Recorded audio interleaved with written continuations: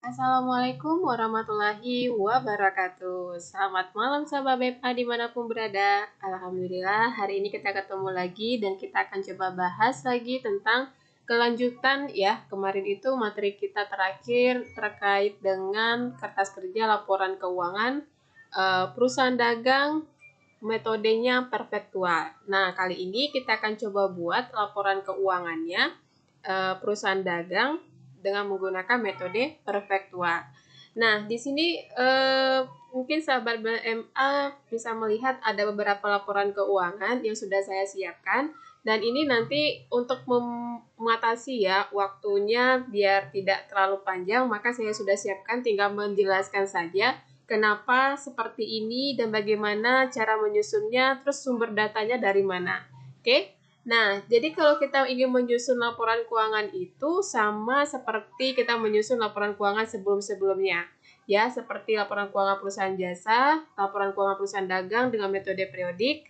Nah, kali ini juga kita akan menggunakan penyusunan laporan keuangan ya untuk perusahaan metode perfektual. Nah, untuk bisa menyusunnya seperti ini, kita akan butuhkan data. Data itu kita dapatkan dari sumbernya dari kertas kerja. Oke, jadi karena sebelumnya itu kita sudah mengerjakan yang namanya laporan kertas kerja atau neraca lajur, maka kita sudah mudah ya, tinggal hanya memindahkan data ke dalam bentuk laporan keuangannya. Nah, di sini kertas kerja dari perusahaan dagang BMA ini sudah kita dapatkan datanya. Kemudian kita akan menyusun laporan keuangannya. Yang pertama itu kita akan menyusun terlebih dahulu laporan keuangan laba rugi. Oke. Nah, di sini laporan laba rugi itu ada seperti ini ya. Kita harus bikin dulu judulnya. Judulnya kita bikin adalah PDBMA ya, perusahaan dagang BMA. Kemudian di sini kita buat judul laporannya mau bikin apa, laporan laba rugi. Nah, kemudian di sini kita bikin lagi adalah periodenya 31 Desember 2019. Oke. Nah, kalau judul ini sudah kita buat, maka tahap selanjutnya adalah memindahkan data-datanya satu persatu. Nah, seperti saya katakan tadi, karena kita sudah pernah menyelesaikan yang namanya neraca lajur, maka sudah mempermudahkan kita dalam menyusun laporan laba ruginya. Kita tinggal mengambil data itu berasal dari kolom laba rugi ini. Jadi data yang di debit dan kredit ini akan kita pindahkan ke dalam laporan laba rugi yang ada di sini. Oke, bagaimana cara memindahkannya? Sama seperti cara laporan keuangan perusahaan jasa dan perusahaan dagang metode periodik. Nah, karena bedanya dengan perusahaan jasa, kalau perusahaan jasa itu hanya ada pendapatan dan beban, tapi kalau di perusahaan dagang, kita akan menggunakan penjualan. Ada penjualan di sini. Nah, tapi di sini juga akan menjadi beda dengan metode periodik, ya kan? Metode periodik itu kita akan nanti menghitung beban pokok penjualannya. Jadi ketika kita menghitung harga pokok penjual, maka kita akan membutuhkan data pembelian dan lain sebagainya. Tapi di sini karena kita menggunakan metode perfektual dan data beban pokok penjual itu sudah kita dapatkan, maka kita tidak perlu lagi membutuhkan data pembelian, kemudian beban angkut pembelian dan sebagainya. Kita tidak membutuhkannya. Kenapa? Karena kita sudah mendapatkan yang namanya nominal dari harga pokok penjualan. Oke? Nah, bagaimana cara memindahkannya? Yang pertama itu kita lihat yang diminta apa. Nah, di sini adalah penjualan. Kita lihat di sini ada penjual 37 juta. Maka nanti kita ambil dia dari sini. Penjualannya 37 juta. Ini kita ambil, oke. Nah, baru kita pindahkan ke sini, 37 juta. Nah, kemudian apalagi yang berkaitan dengan penjualan? Ternyata di sini ada potongan penjualan. Kita lihat di sini ada potongan penjualan. Posisinya di debit, karena posisinya di debit, maka nanti kita akan lakukan pengurangan kepada penjualan. Nah, jadi kita akan kurangkan kepada penjualan. Ini dia, bisa kita lihat. Maka nanti hasil pengurangan ini akan kita dapatkan sebesar 36.370.000 dan ini kita akui sebagai penjualan bersih. Oke. Nah, kemudian apa lagi? Nah, kemudian di sini kita akan pindahkan beban pokok atau harga pokok penjualan. Oke, jadi kita nggak perlu lagi menghitung berapa sih harga pokok penjualan perusahaan PD BMA ini. Kenapa? Karena kita sudah mengetahuinya, ternyata adalah Rp32.200.000. Berarti nanti saya akan pindahkan langsung. Ya, saya akan langsung pindahkan ke kemari. Karena posisinya di debit, otomatis ini akan mengurangi penjualan bersih kita. Jadi beban pokok penjualan atau harga pokok penjualan ini akan kita kurangkan dengan penjualan bersih kita. Maka dari hasil pengurangan itu kita perolehlah 4.170.000. Nah, 4.170.000 ini kita akui sebagai laba bruto atas penjualan. Laba bruto atas penjualan kita. Ini dia ya, sudah kita dapatkan berapa laba bruto atas penjualan kita. Nah, sekarang saatnya kita menghitung atau memindahkan data beban-bebannya. Nah, jadi beban-beban itu kita akan dapat peroleh dari sini juga. Ini dia. Jadi seluruh beban-beban yang ada di kolom debit ini kita akan pindahkan ke mari. Ya, kita akan pindahkan ke mari. Jadi apa saja? Yang pertama itu adalah beban gaji karyawan sebesar 3.500.000, maka nanti saya akan pindahkan 3.500.000 di sini beban gaji karyawan. Oke. Nah, kemudian apa lagi? Di sini ada kita lihat beban listrik ya. Beban listrik ini dia 150.000. Maka nanti saya akan pindahkan ke sini beban listrik 150.000 juga. Oke, kemudian ada beban perlengkapan. Ada beban penyusutan peralatan kantor. Ya, beban perlengkapan ini kita lihat di sini beban perlengkapan 450.000. Maka kita akan pindahkan kemari beban perlengkapan 450.000. Kemudian ada beban penyusutan peralatan kantor, maka saya akan pindahkan beban penyusutan peralatan kantornya dari sini ya, beban penyusutan peralatan kantor dari sini 2.600.000. Maka saya akan pindahkan kemari 2.600.000. Kemudian nanti ada beban sewa nih 400.000. Maka otomatis saya akan pindahkan kemari beban sewanya Rp400.000. Oke, karena semua beban-beban yang ada di sini sudah kita pindahkan satu persatu, maka ini kita akan jumlahkan. Jadi ketika saya jumlahkan ini jumlahnya adalah Rp7.100.000. Ya, jadi jumlah beban operasional kita adalah Rp7.100.000.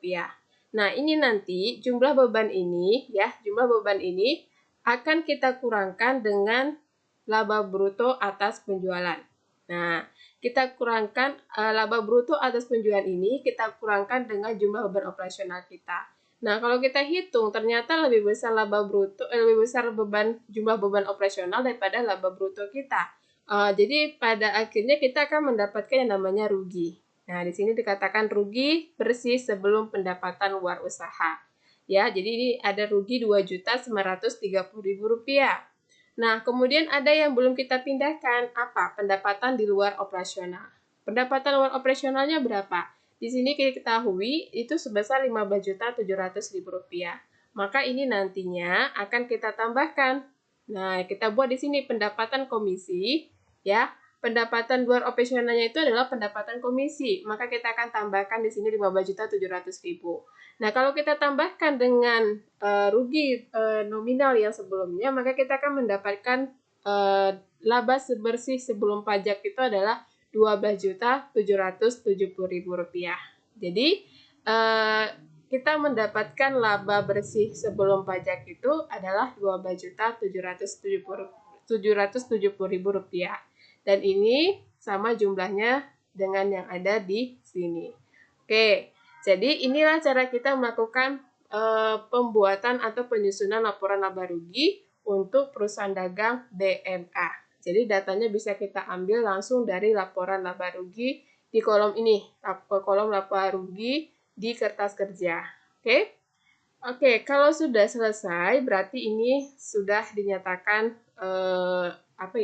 sudah selesai lah ya. Sudah selesai dan kita akan masuk ke tahap berikutnya yaitu melakukan penyusunan laporan perubahan ekuitas, atau laporan perubahan modal. Nah, di sini cara menghitungnya atau menyusunnya seperti biasa sama dengan perusahaan jasa dan juga perusahaan dagang metode periodik ya. Kita lihat dulu di sini apa kita buat. Di sini kita buat adalah modal awalnya. Jadi berapa modal awal perusahaan BMA ini? Kita bisa lihat modal awalnya itu dari ini dia, modal Aisyah itu 105 juta. Ya. Jadi kita bisa pindahkan nih 105 juta. Jadi kita bisa pindahkan kemari di 105 juta. Oke, 105 juta. Ini dia. Jadi ini kita pindahkan dia 105 juta ini ke laporan perubahan ekuitas. Oke. Nah, kemudian apa lagi? Kemudian kita lihat perusahaan laba atau rugi. Nah, ternyata di sini perusahaan kita adalah laba. Laba bersihnya adalah 12.770.000. Nominalnya kita ambil dari sini. Sumber datanya kita ambil dari laba bersih sebelum pajak. Ini dia, kita masukkan kemari. Nah, kemudian kalau misalnya perusahaan itu ternyata ada prive, ya, ada prive, maka kita akan pindahkan datanya. Nah, di sini kalau saya lihat ternyata kita ada prive nih. Prive-nya itu sebesar 5 juta. Oke, prive-nya 5 juta, kemudian kita buat di sini karena dia berada karena perusahaan kita adalah laba, maka nanti kita akan kurangi, ya. Nominal prive ini akan kita kurangi dengan laba bersih perusahaan kita. Nah, ini kalau kita kurangkan maka dapatlah 7.770.000. 7.770.000. Nah, ini dia. Ini 7.770.000 ini kita akan akui sebagai penambahan ekuitas, ya. Kalau perusahaan kita laba, maka kurangkan dengan prive. Tapi kalau perusahaan kita rugi, maka kita akan tambahkan dengan prive. Jumlahnya itu nanti kita akan kurangkan dengan ya modal awal. Tapi karena perusahaan kita adalah laba, ya berarti kita kurangkan dengan prive. Hasilnya ini akan kita tambahkan dengan modal. Nah, nanti akan dapatlah modal akhir kita ya 105 juta tambah 7.770.000, maka dapatlah 112.770.000. Ini dia. Ini jumlah yang akan kita peroleh modal akhir di 31 Desember 2019. Oke. Nah, kalau sudah ya, jadi sini sudah selesai ya, sudah kita pindahkan data kita untuk laporan perubahan ekuitas. Kemudian kita masuk lagi untuk tahap selanjutnya. Di tahap selanjutnya ini kita akan menyusun namanya laporan posisi keuangan, ya. Ini dia, laporan posisi keuangan ini kita akan susun berdasarkan data kita yang ada di kertas kerja. Posisinya yang ada di kolom neraca. Jadi nanti akun-akun yang ada di akun-akun nominal yang ada di debit dan di kredit ini akan kita pindahkan ke dalam laporan posisi keuangan. Apa-apa saja? Yaitu terdiri dari aktiva, kemudian liabilitas, dan ekuitas. Aktiva ini terbagi dua, ada lancar, ada tetap. Nah, nanti kita susun sesuai dengan masing-masing posisinya. Nah, data-data yang pertama kita pindahkan dulu dari aktiva lancar. Aktiva lancar kita lihat dari sini. Ya, aktiva lancar itu adalah kas, piutang dagang, persediaan barang dagang, sewa diberi muka, perlengkapan. Jadi ada 5 ya, ada 5 ini kita akan akui sebagai yang namanya satu lagi ini ada piutang komisi. Ini dia di bawah piutang komisi. Jadi ini nanti kita akui sebagai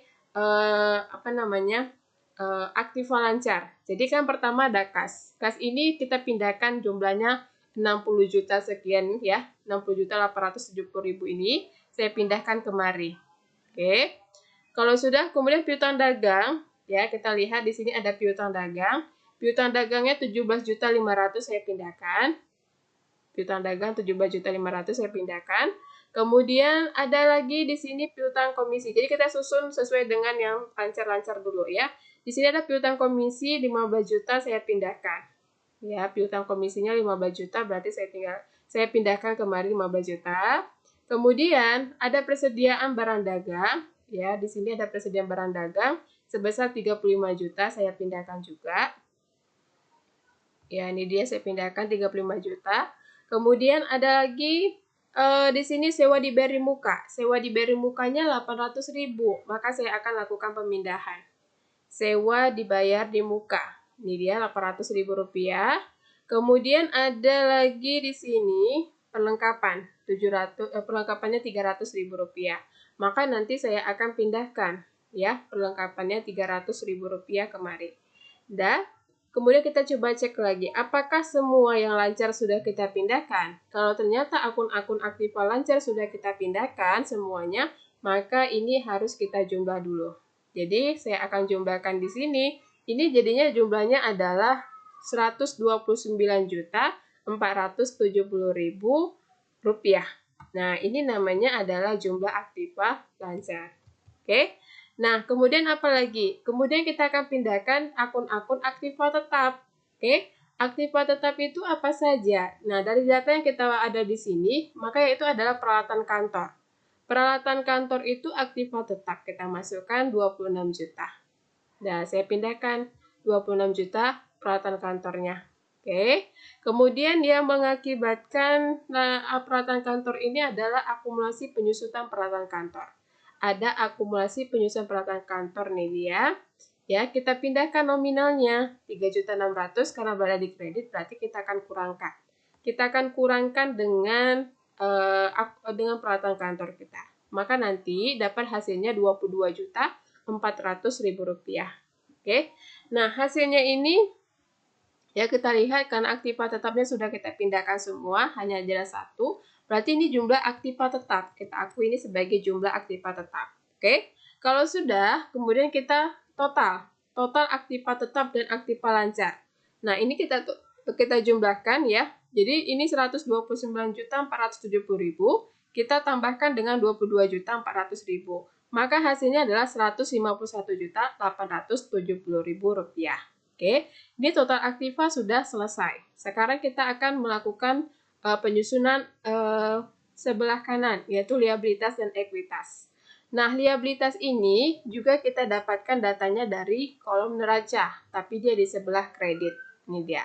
Apa sajakah kolom akun liabilitas kita? Nah, dari data ini kita dapatkan utang dagang. Satu utang dagang sebesar Rp38.600.000. Berarti saya pindahkan kemari. Utang dagang Rp38.600.000. Oke. Kemudian ada apa lagi? Ada utang gaji. Ini dia sebesar Rp500.000. Maka saya akan pindahkan kemari. Ya ini dia Rp500.000. Utang gaji. Saya lihat lagi utang gaji, utang apakah masih ada yang terkait dengan akun kelompok akun liabilitas? Ternyata tidak ada. Nah, kalau tidak ada, berarti ini sudah selesai dan kita akan jumlahkan. Dan ternyata jumlahnya adalah Rp39.100.000. Rp39.100.000 ini adalah jumlah liabilitas. Oke, ini adalah jumlah liabilitas. Kemudian kita akan menghitung ekuitas. Data ekuitas ini kita ambil dari data modal akhir. Dan modal akhir itu bisa kita peroleh dari laporan perubahan ekuitas. Yang ini saya akan pindahkan kemari. Ya, oke. Saya pindahkan. Setelah dipindahkan 112 jutanya, kemudian saya lakukan penjumlahan.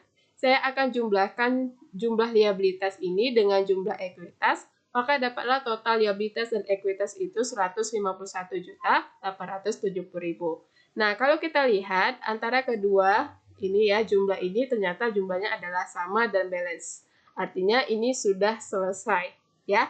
Jadi seperti inilah sahabat BMA dimanapun berada, cara kita melakukan penyusunan laporan keuangan perusahaan dagang dengan menggunakan metode Perfectua. Jadi perbedaannya hanya ada di beban pokok penjualan ini saja. Ya, perbedaannya hanya di sini. Selebihnya itu adalah sama seperti penyusunan laporan keuangan di perusahaan jasa dan perusahaan dagang metode periodik. Ya, jadi tidak perlu bingung, tidak perlu lagi pusing-pusing seperti apa cara melakukan penyusunan laporan keuangannya. Nah, intinya data yang kita perlu gunakan itu berasal dari kertas kerja, ya. Atau jika kita memang sudah menyusun neraca saldo, ya, neraca saldo setelah penyesuaian juga boleh dari situ kita ambil datanya, ya, dari datanya dari sini. Dari sini langsung kita ambil datanya boleh. Kita akan pisah-pisahkan masing-masing, boleh dari sini langsung. Ya, kita ambil dari sini, kemudian kita susunlah sesuaikan dengan data akun-akun yang diperlukan di masing-masing laporan keuangannya. Oke, sahabat BMA dimanapun berada, demikianlah cara kita melakukan penyusunan laporan keuangan pada perusahaan dagang dengan menggunakan metode Perfectua. Semoga pembahasan kita hari ini dapat bermanfaat buat sahabat BMA dimanapun berada. Dan pesan dari BMA adalah tetap semangat untuk belajar akuntansinya ya. Oke, sampai ketemu lagi di pertemuan pembahasan materi-materi lainnya. Assalamualaikum warahmatullahi wabarakatuh dan selamat malam.